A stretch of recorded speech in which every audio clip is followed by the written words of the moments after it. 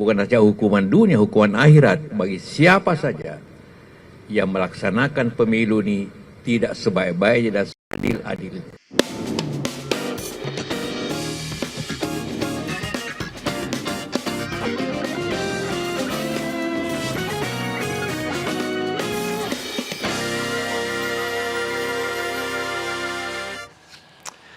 Halo pemirsa, selamat malam dan selamat datang di Konspirasi Prabu bersama saya tentunya Prabu Revolusi.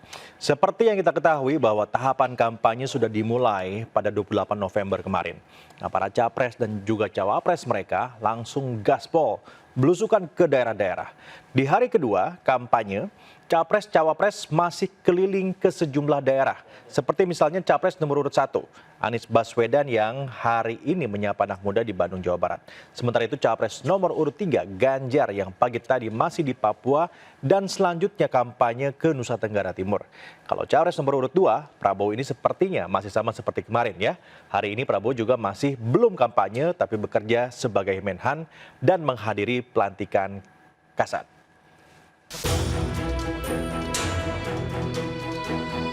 Komisi Pemilihan Umum Republik Indonesia menggelar deklarasi kampanye pemilu damai 2024 sekaligus membuka rangkaian kampanye pemilu 2024 oleh 3 pasangan calon presiden dan wakil presiden. Deklarasi dilanjutkan dengan penandatanganan dokumen yang melibatkan 3 paslon capres-cawapres dan seluruh parpol peserta pemilu. Adapun poin-poin deklarasi yang disepakati ialah: pertama, mewujudkan pemilu yang langsung, umum, bebas, rahasia, jujur, dan adil. Kedua, melaksanakan kampanye pemilu yang aman, tertib, damai, berintegritas, tanpa hoaks, tanpa politisasi sara, dan tanpa politik uang. Ketiga, melaksanakan kampanye pemilu berdasarkan peraturan perundang-undangan yang berlaku. Ketua KPU RI Hashim Asyari meyakini seluruh peserta pemilu akan berkontestasi secara sehat, karena menurutnya yang saat ini bersaing nantinya akan kembali bersama di pemerintahan maupun di parlemen.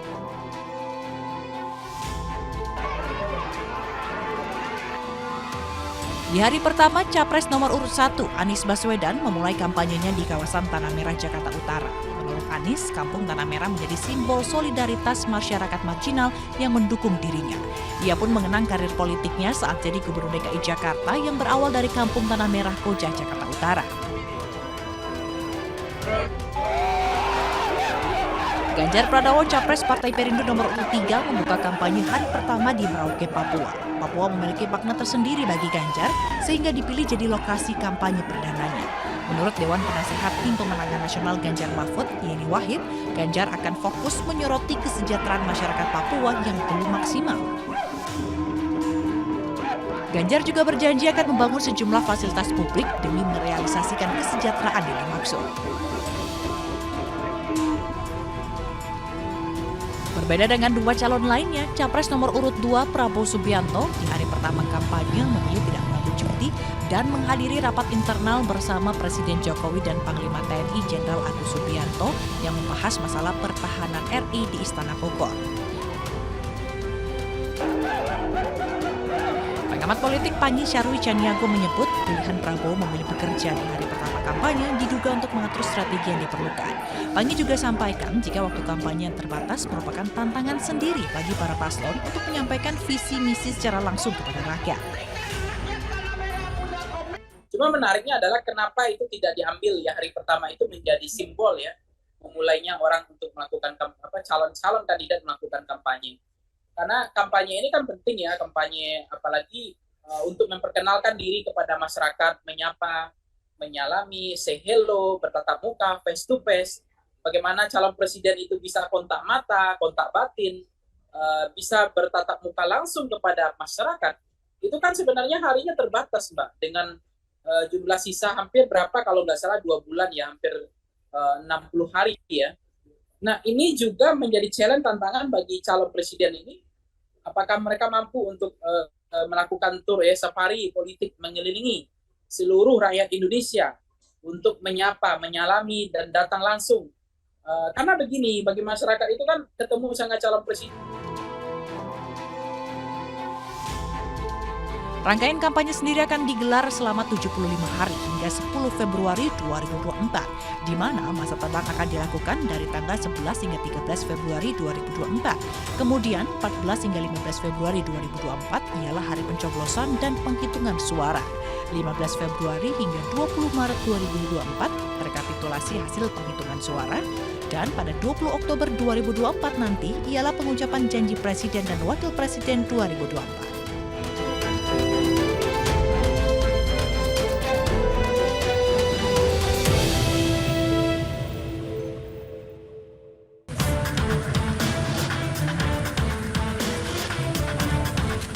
Capres nomor urut 1 Anies Baswedan di hari kedua kampanye mengunjungi para petani di Kampung Cipanisikan, Kecamatan Pangalengan, Kabupaten Bandung, Jawa Barat. Dalam kesempatan ini Anies berinteraksi dengan para petani dan ikut serta memanen kol yang ditanam para petani di kawasan ini. Anies mendengarkan keluh kesah para petani dimulai dari langkanya pupuk bersubsidi, harga jual hasil panen yang tidak stabil sampai tidak menguntungkan para petani, serta bantuan permodalan yang membuat petani sulit berkembang. Permasalahan utama beberapa. Satu adalah soal pupuk.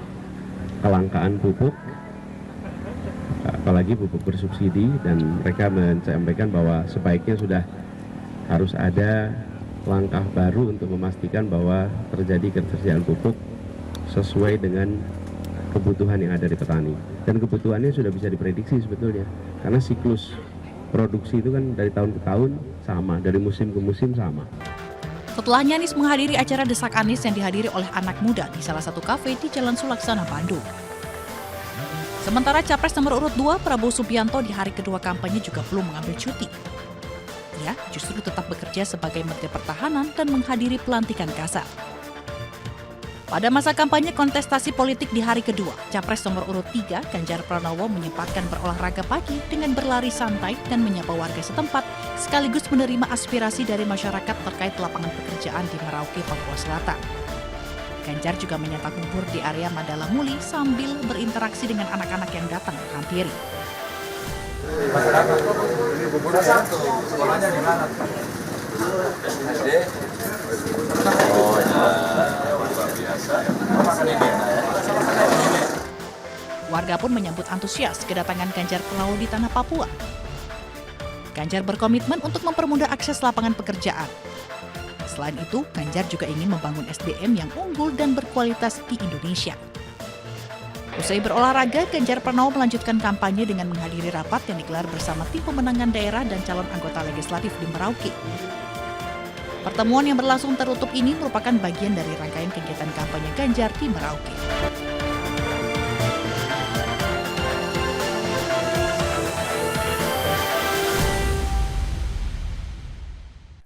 Nah, untuk menciptakan pemilu 2024 yang damai dan kondusif, aparatur sipil negara, TNI dan juga Polri harus menjamin netralitas. Sejumlah larangan pun wajib dipatuhi untuk mencegah kesalahpahaman hingga potensi kecurangan dalam gelaran pemilu. Dan kepala desa yang tergabung dalam kelompok Desa Bersatu menggelar acara yang diduga deklarasi dukungan kepada Prabowo Gibran di Jakarta. Acara itu pun dihadiri Gibran Raka Buming Raka dan sejumlah elit partai pendukung. Tak hanya itu, isu netralitas pejabat di pemilu 2024 juga mendapat perhatian dari Wakil Presiden RI ke-10 dan ke-12 Yusuf Kala. Menurut JK, pejabat pemerintah yang tidak netral harus mendapat hukuman karena mereka dianggap melanggar sumpah jabatan. Bukan saja hukuman dunia, hukuman akhirat bagi siapa saja yang melaksanakan pemilu ini tidak sebaik-baiknya dan seadil-adilnya. Aturan netralitas aparatur sipil negara tercantum dalam Undang-Undang Nomor 5 Tahun 2014. Pasal 2 menyatakan setiap ASN harus patuh pada asas netralitas dengan tidak berpihak dari segala bentuk pengaruh manapun dan tidak memihak kepada kepentingan tertentu. ASN, TNI, dan Polri diharapkan mampu menjaga netralitas sepanjang gelaran pemilu. Bahkan mereka dilarang menghadiri kegiatan kampanye kecuali bertugas menjaga keamanan. Mereka juga dilarang memasang atribut parpol atau capres-cawapres hingga berfoto bersama peserta pemilu. ASN yang tidak netral bisa terkena sanksi moral hingga sanksi administratif. Dan yang terpenting, seluruh peserta pemilu diharapkan mampu bertarung jujur dan sesuai aturan tanpa menghalalkan segala cara. Dari Jakarta, Tim Liputan iNews melaporkan.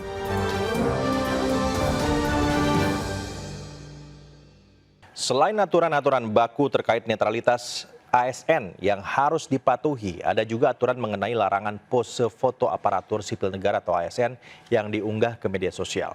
Larangan ini bertujuan untuk menjaga netralitas ASN. Nah, apa saja pose-pose yang dilarang? Berikut informasinya.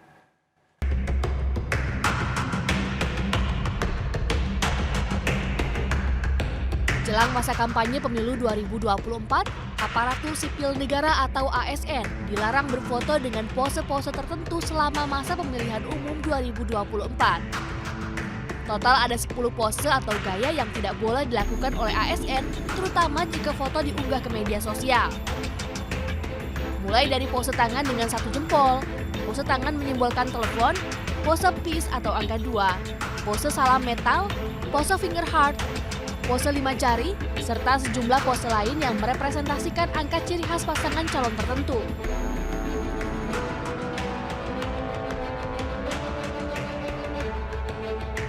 Sesuai aturan yang berlaku, ASN harus netral dan tidak boleh berpihak kepada siapapun yang menjadi peserta pemilu. Hal ini tertuang dalam Surat Keputusan Bersama atau SKB nomor 2 tahun 2022 tentang pedoman pembinaan dan pengawasan netralitas pegawai aparatur sipil negara dalam penyelenggaraan pemilu. Pemerintah pusat, provinsi, kabupaten juga sudah berulang kali menegaskan kepada ASN untuk tetap netral dan jika ditemukan adanya pelanggaran maka akan diberikan sanksi. Tim Liputan iNews melaporkan.